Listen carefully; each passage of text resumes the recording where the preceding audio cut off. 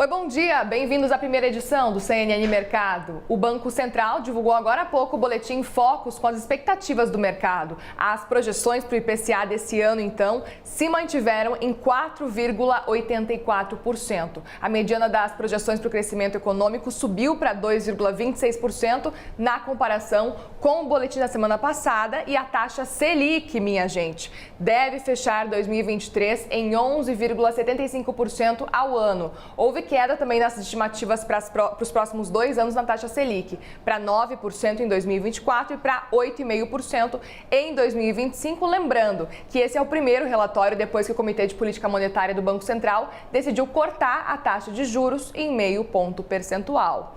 E falando ainda de juros, amanhã o Banco Central divulga a ata da reunião do Copom, que reduziu a Selic para 13,25% ao ano. O documento deve detalhar, então, os argumentos que ampararam a decisão do Banco Central. A gente lembra que no texto divulgado na última quarta, o Banco Central deu sinais de que pretende manter esse ritmo de corte de meio ponto percentual nas próximas 3 reuniões restantes neste ano. Mas esse ritmo depende do cenário inflacionário. Por isso, os investidores seguem na expectativa para a apresentação dos novos dados da inflação. Sexta-feira, o IBGE divulga os números do IPCA do mês de julho, lembrando que a prévia da inflação, que é o IPCA 15, veio com uma deflação de 0,07%.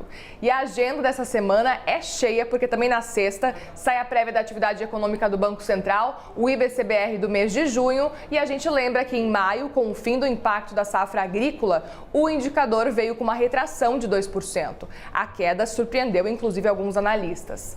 Antes disso, gente, na quarta-feira, o IBGE vai divulgar os números do varejo no mês de junho. E aí, na quinta, saem os dados de serviço. No cenário corporativo, a temporada de balanços está entrando na reta final. Agora há pouco, o BB Seguridade, braço de seguros e previdência do Banco do Brasil, divulgou que teve um lucro líquido de 1,840 bilhões de reais de abril a junho desse ano, um crescimento de 31% na comparação anual. A semana ainda vai trazer resultados importantes do segundo trimestre. O Itaú, a Azul, Eletrobras, o Banco do Brasil e a Petz são só algumas das cerca aí de 150 empresas que publicam balanço até sexta-feira.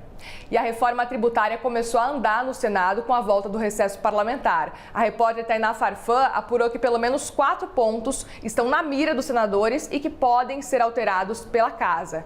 A alíquota máxima para preservar a carga tributária neutra e o tempo de transição. E além disso, os senadores devem rediscutir a Zona Franca de Manaus, os regimes especiais e os benefícios fiscais. E também alterar as prerrogativas do Conselho Federativo, que deve ser pressionado pelas bancadas do Nordeste e do Norte. A avaliação de senadores é de que o período aí de até 50 anos tende a ser derrubado na Casa. O grupo de trabalho da reforma tributária começa lembrando os trabalhos amanhã e a ideia é fazer audiências públicas para contribuir na elaboração desse relatório e debater a proposta aprovada lá na Câmara. O objetivo é propor emendas ao texto do relator, que é o senador Eduardo Braga, do MDB. Lembrando que o presidente da Casa, Rodrigo Pacheco, definiu que o texto vai tramitar só na Comissão de Constituição e Justiça, na CCJ, e no plenário, claro, e a intenção é que a reforma tributária seja aprovada no Senado até o fim de outubro.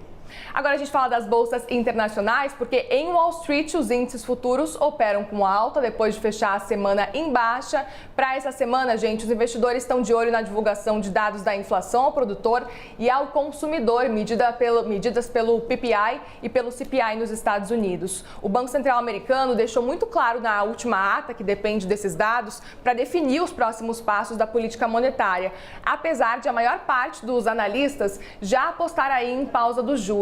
A gente lembra que esses dados da inflação vão se somar aos de emprego que saíram na semana passada e que já mostram um crescimento menor nas vagas do que o esperado para o mês de julho, isso nos Estados Unidos. Na Ásia, gente, Tóquio fechou em alta de 0,19%, já a China e Hong Kong encerraram a segunda no terreno negativo. Os investidores cobram detalhes sobre as medidas de estímulo econômico anunciadas por Pequim para incentivar o consumo e reforçar a confiança de mercado. O CNN Mercado vai ficando por aqui, mas eu volto 12h25 com todas as atualizações do mercado de hoje e você fica agora com o Live CNN com a Elisa Vecchi. Até mais!